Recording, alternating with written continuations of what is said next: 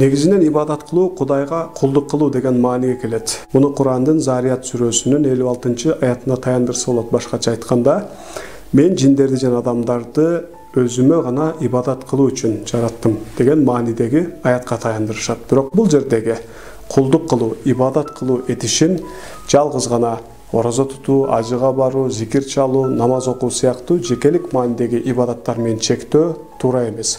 Курандык терминологияга таянсак, ибадат кылуу же кулдук кылуу деген этиш бул жалган айткандан оолак болуу, бирөөнүн акысын жегенден качуу, кол алдында бирөөлөр иштесе аларга зулумдук кылбоо, кордук көрсөтпөө, мукуратпоо, татыктуу билим алуу, өзүнүн кесибин так аткаруу, ата-энесине, бир туугандарына, жубайына, дегеле адамдарга сылык мамиледе болуу сыяктуу бүгүн адамзатка аба менен суудай керек болгон коомдук мааниге ээ кыймыл-аракеттерди дагы камтыйт. Жөнөкөй тил менен айтканда, мамлекеттин жана элдин келечеги үчүн бир аскер мекен чегинде бек туруп кызмат өтөөсү ибадат. Бир дыйкандын сапаттуу үрөөндү өндүрүп базарга алып чыгып сатуусу ибадат. Бир мугалим балдардын келечегине кайдыгер карабай чын дилинен сабак өтүүсү ибадат. Бир дарыгер чын дилинен оорулууну дарылоосу ибадат. Бир мамлекеттик кызматкер элдин жана мамлекеттин кызматын биринчи орунга коюп атка минер болуп кызмат өтөп берүүсү ибадат болуп саналат. Бир сүйлөм менен айта турган болсок, адамга жакшылык кылуу, адамга жакшы мамиледе болуу исламда эң улуу ибадат болуп саналат. Булар менен жекелик маанидеги ибадаттарды керексиз демекчи эмеспиз. Алардын дагы терең маанилери бар.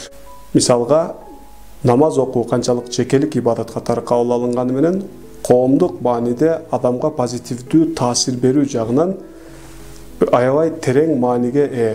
Мисалга, күнүнө 5 убак намаз окуу, эгер намаз окуунун терең маанисин, философиясын түшүнсөк, Кудайдын алдына 5 жолу чыгып, мага өзүңдүн түз туура жолуңан адашпай жашап өтүүнү насип кыл деп сурануу, өтүнүү катары түшүнсөк болот. Анткени инсан жаратылгандардын ичинен эң ыйыгы. Демек, адамга, инсанга кызмат кылуу, Аллага кызмат кылуу деген мааниге келет.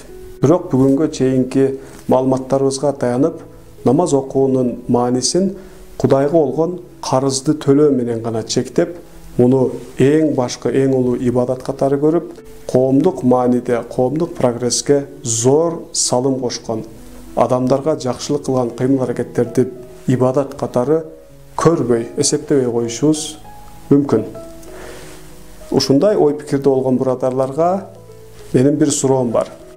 Чексиз мээримдүү жана ырайымдуу Алла эмне үчүн ачкачылык, билимсиздик, адилетсиздик, теңсиздик сыяктуу адамзаттын эң терең, эң оор маселелери менен күрөшүүнү, ал маселелерди чечүүнү мүмкүн болушунча адамдарга жакшылык кылууну эң негизги ибадат катары эсептебестен, сиздер түшүнгөн мааниде жеке өзүнүн эгосун кандырыш үчүн гана намаз окууну, башкача айтканда өзүнө болгон карызды төлөөнү эң башкы ибадат катары эсептесин.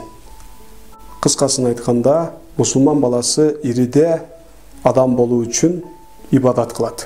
Күнөөлөрдөн арылып, адамдарга, чөйрөгө зыян берүүдөн оолак болуп, тескерисинче мүмкүн болсо аларга жардам берип, адеп ахлактуу болуп, башкача айтканда, Кудай, Алла ыраазы боло турган жолдо жашап өтүү үчүн намаз окушат, ибадат кылышат.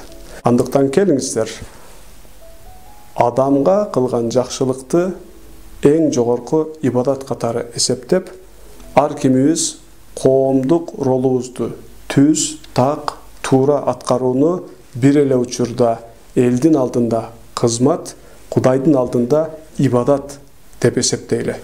Аман болуңуздар.